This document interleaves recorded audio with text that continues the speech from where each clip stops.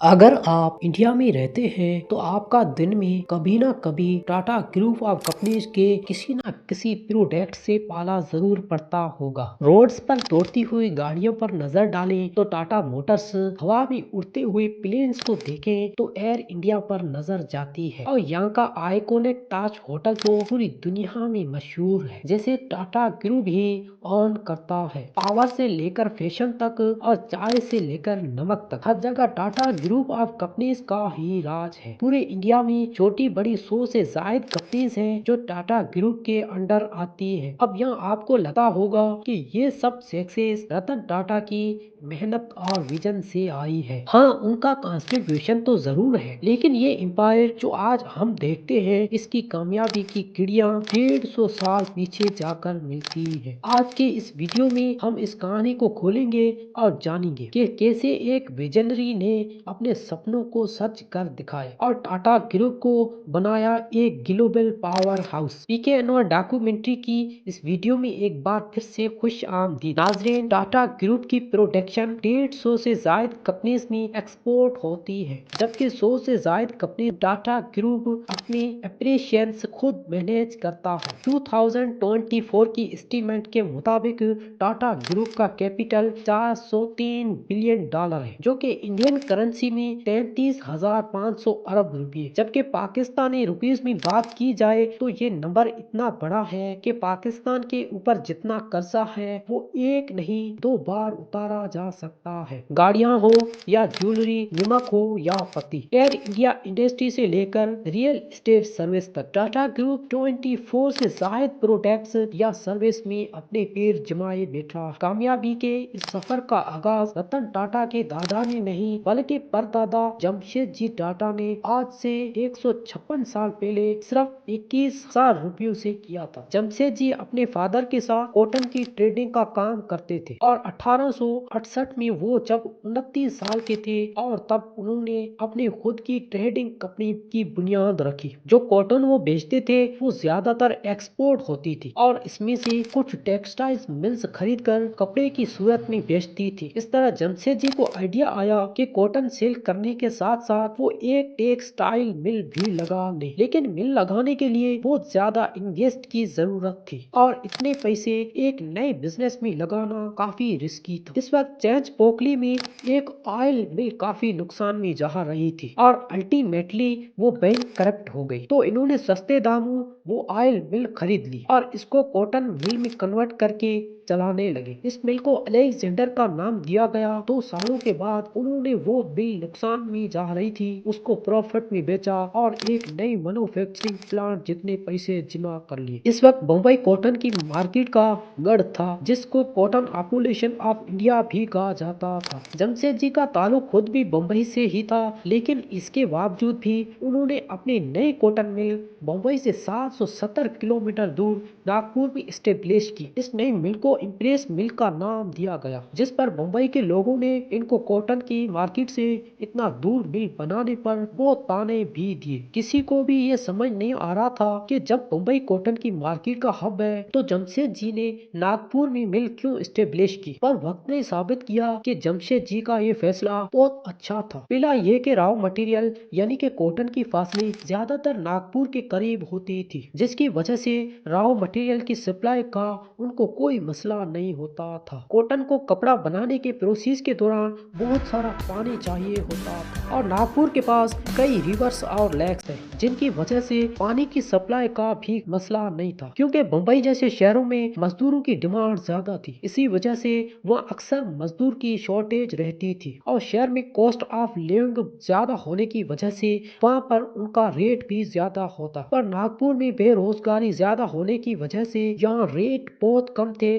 और अवेलेबिलिटी ज्यादा। अब क्योंकि इस एरिया में पहले कोई कॉटन मिल नहीं थी, इसी वजह से वहाँ के मजदूर ज्यादा ट्रेंड नहीं थे। इन पर बहुत मेहनत करने की जरूरत थी। जमशेद जी ने देखा कि वर्कर्स काम पर ज्यादा ध्यान नहीं देते, बात बात पर छुट्टी कर लेते हैं और ज्यादातर दिनों में ऐसा भी होता था कि 20% से ज्यादा वर्कर्स छुट्टी पर होते थे। ये बात जमशेद जी टाटा को बहुत परेशान किए रखती थी, लेकिन उन्होंने इस मसले की सॉल्यूशन के लिए आज से 150 साल पहले एक ऐसा तरीका अपनाया जो आज के मॉडर्न एरा में भी तस्वर करना मुश्किल दिखाई देता है। इन्होंने वर्कर्स को डांटने और उनकी सेल्स काटने की बजाय इन्हें मजीद फैसिलिटीज देने का फैसला किया। इन्होंने एक ऐसी स्कीम इंट्रोड्यूस की कि इनकी फैक्ट्रीज के तमाम वर्कर्स को रिटायरमेंट के बाद पेंशन भी मिलेगी। इनकी मेडिकल इंश्योरेंस भी की गई और इनकी इंटरटेनमेंट के लिए स्पोर्ट्स डी और फैमिली डिश भी रखे गए। ज्यादा बेहतर परफॉर्म करने वाले वर्कर्स को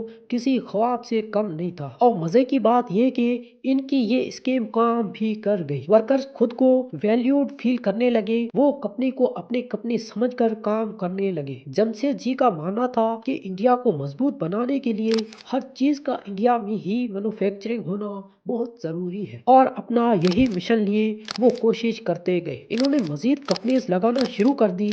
इस वक्त सिल्क बहुत प्रीमियर कपड़ा समझा जाता था और इसमें सबसे एक क्लास सिल्क फ्रांस से इंपोर्ट होता था। फ्रेंच सिल्क वाम पूरी दुनिया में बेहतरीन सिल्क प्रोड्यूस करने के लिए जानी जाती थी। जमशेदजी फ्रांस गए और वहाँ से फ्रेंच सिल्क वाम की ब्रेड इंडिया में लेकर आए। लेकिन मसला ये था कि ये सिल्क वाम सिर्फ यूरोप के क्लाइंट में ही अच्छी प्रोडक्शन देने की काबिलियत रखती थी। इंडिया में इनका सरवाइव करना काफी मुश्किल था। लिहाजा उन्होंने बेंगलोर में एक सिल्क फार्म स्टेब्लिश किया जहां का क्लाइंट इस खास सिल्क वार्म के लिए काफी बेहतर तो था लेकिन परफेक्ट नहीं था। शुरुआत में उनको काफी मुश्किलात का सामना करना पड़ा जैसा कि फ्रेंच सिल्क वार्म में अक्सर बीमारियां फूट पड़ती थी। इन मसलों को फिक्स करने के लिए पहली बार कंट्रोल्ड इन्वायरमेंट में सिल्क वार्म की फार्मिंग का कॉन्सेप्ट भी जमशेदजी टाटा ही लेकर आए। खुशकिस्मती से ये एक्सपेरिमेंट काम भी कर गया और इस तरह जमशेदजी ने टाटा सिल्क की सूरत में इंडिया को बेहतरीन सिल्क बनाने के काबिल बना दिया। आज इंडिया दुनिया की सबसे बड़ी सिल्क प्रोड्यूसर्स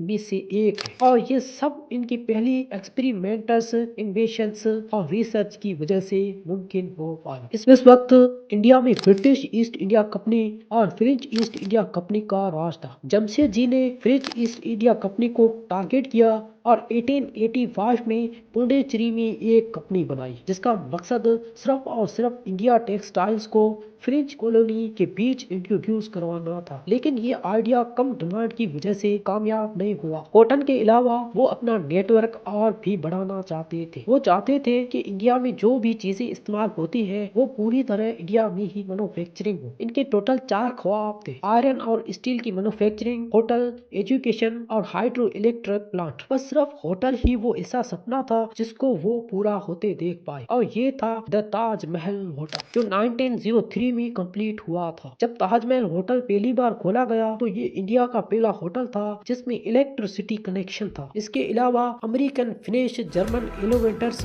और अटैच बास भी इसमें इंस्टॉल किए गए। शुरुआत में ताजमहल होटल के रूम्स का रेंट सिर्फ 13 रुपये हुआ करता था जिसमें अटैच बाथरूम भी शामिल था। ताजमहल होटल खोलने के पीछे क्या वजह थी इसके बारे में कई कहानियां मशहूर है। कहा जाता है कि एक बार जमशेदजी को मुंबई के मशहूर वेटेंस होटल जिसको आज एस्प्लाइंट मेंशंस भी कहा जाता है में जाने की परमिशन नहीं मिली क्योंकि वो सिर्फ ब्रिटिश के लिए बनाया गया था। इसी वजह से इन्होंने ताजमहल होटल बनाने का फैसला किया। लेकिन इस कहानी को चार्ल्स एलन नामी एक राइटर ने झूठा करार दिया है और लिखा कि जमशेदजी इतनी छोटी सी बात को दिल पे नहीं ले सकते थे बल्कि उनको अपने शहर बम्बई से काफी लगाव भी था और वो अपने होम टाउन को एक गिफ्ट देना चाहते थे। ताजमहल होटल को इस तरह से डिजाइन किया गया कि इसके हर रूम से समुद्र का नजारा इस तरह दिखाई दे कि ऐसे मालूम हो कि होटल समुद्र के ऊपर फ्लोट कर रहा है। इस दौर में ब्रिटिश तेजी से पूरे ब्रिटिश इंडिया में रेलवे ट्रैक बिछा रहे थे जिसमें लगने वाला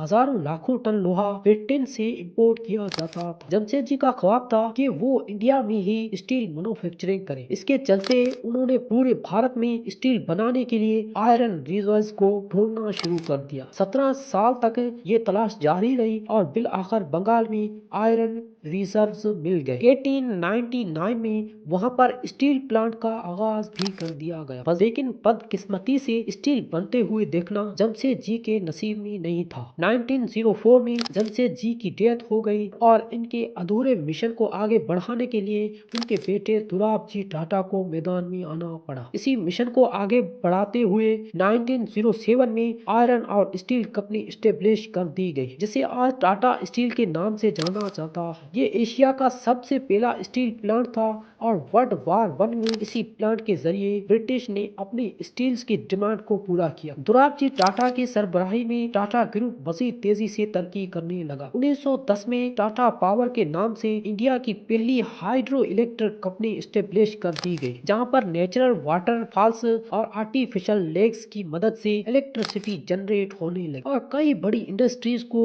इसी पावर प्लांट की तरफ से इलेक्ट्रिसिटी सप्लाई करना शुरू कर दी गई। इस वक्त क्योंकि साइंस पूरी दुनिया में तरक्की कर रही थी और टाटा ग्रुप इंडिया को किसी सूरत पीछे नहीं देखना चाहता था, इसीलिए उन्होंने Indian institute of science Bangalore की बुनियाद रखी ताकि साइंस और रिसर्च के फील्ड में दुनिया का मुकाबला किया जा सके। और इसी इंस्टीट्यूट ने इंडिया को अपना पहला कंप्यूटर और पहला एयरक्राफ्ट बनाने में काफी मदद भी की। टाटा ग्रुप खुद ही तरक्की नहीं कर रहा था, बल्कि वो वर्कर्स के लिए ऐसी फैसिलिटीज ला रहा था जिसे दुनिया में कोई भी और कंपनी नहीं अपना रही थी। वर्कर्स की शिफ्ट को 8 घंटे तक महदूद किया गया ताकि वो जल्दी फारग होकर घर वापस जाए और अपनी फैमिलीज के साथ वक्त गुजारे। और आज टाटा की ये पॉलिसी जो आज से 100 साल पहले इंट्रोड्यूस करवाई गई थी, पूरी दुनिया में काम कर रही है। यहाँ दुर्गाजी टाटा की जिंदगी को फुल स्टॉप लग गया था। 1932 में उनकी डेथ हो गई,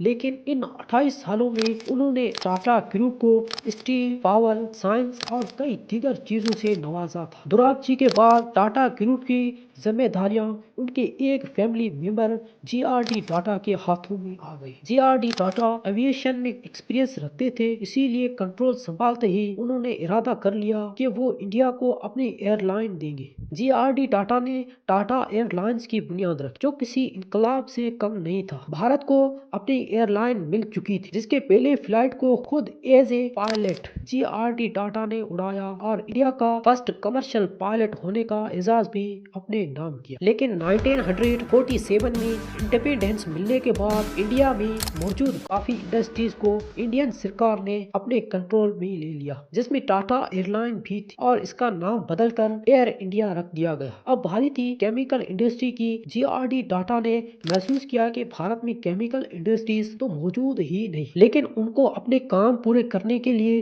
ज्यादा केमिकल्स दूसरे कंट्री से इंपोर्ट करने पड़ते थे, जैसा कि गिलास, साबुन और सरफ जैसी प्रोडक्ट्स बनाने के लिए कास्टिंग सोडा और सोडा ऐश की जरूरत थी। मगर ये केमिकल्स इंडिया में प्रोड्यूस नहीं किए जाते थे, उनको दूसरे मुल्कों से इंपोर्ट किया जाता था। इसी वजह से 1939 में टाटा केमिकल्स के नाम से एक कंपनी खोल दी गई, जो इंडिया के लिए तमाम केमिकल्स खुद प्रोड्यूस करती थी। इस कंपनी ने फर्टिलाइजर और दूसरे सेक्टर में इंडिया को ग्रो करने में काफी मदद की। इसके बाद एक बार फिर से जी.आर.डी. टाटा ने ट्रांसपोर्टेशन का रुख किया, ट्रक्स और इंजन्स बनाने वाली एक कंपनी की शुरुआत की, जिसे आज हम टाटा मोटर्स के नाम से जानते हैं। टाटा मोटर्स कई मॉडल्स की कार्स, ट्रक्स और दूसरी व्हीकल्स बनाता है। टाटा मोटर्स आज भी इंडिया की मोटर इंडस्ट्री में एक बड़ा नाम है और यहाँ से गाड़ियाँ साउथ अफ्रीका भी भेजी जाती है। इसके बाद 1960s में जब कंप्यूटर्स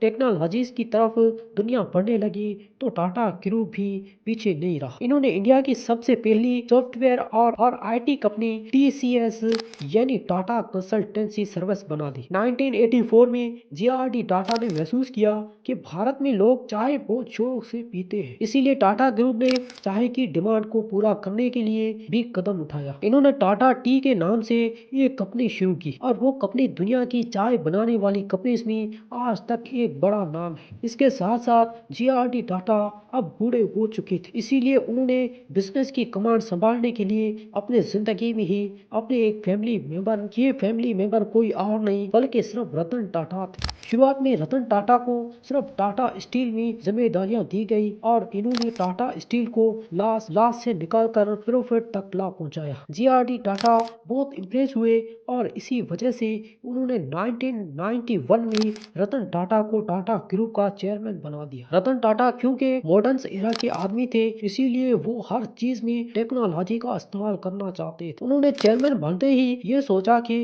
टाटा मोटर्स कार्स और ट्रक्स तो बनाता ही है, लेकिन आज भी कोई एक ऐसी गाड़ी नहीं है जिसकी कंप्लीट मैन्युफैक्चरिंग इंडिया में होती हो, यानी कुछ ना कुछ पार्ट्स बाहर से इंपोर्ट करने ही पड़ते हैं। इसीलिए टाटा मोटर्स ने एक नया कार मैन्युफैक्चरिंग प्लांट लगाया और 1998 में इंडिया की पहली कार इंडिका को लॉन्च किया गया। टीसीएस जो सिर्फ पहले बेसिक डेटा एंट्री और मैनेजमेंट का काम करती थी, इसे सॉफ्टवेयर डेवलपमेंट पर शिफ्ट कर दिया गया और इसे दुनिया की लीडिंग सॉफ्टवेयर कंपनीज की लिस्ट में ला खड़ा किया। रतन टाटा के अंडर टाटा ग्रुप की दुनिया की मशहूर ब्रांड्स को खरीदना शुरू कर दिया। टाटा ने इस वक्त के मशहूर टी कंपनी टिटली टी को इंक्वायर कर लिया। टाटा स्टील ने कोर्स ग्रुप को और टाटा मोटर्स ने जैगुआर और लैंड रोवर जैसी बड़ी कंपनीज को भी इंक्वायर कर लिया। 2012 में रतन टाटा ने अपने बढ़ती एज की वजह से as a chairman Tata group resign कर दिया और अपने जगह पर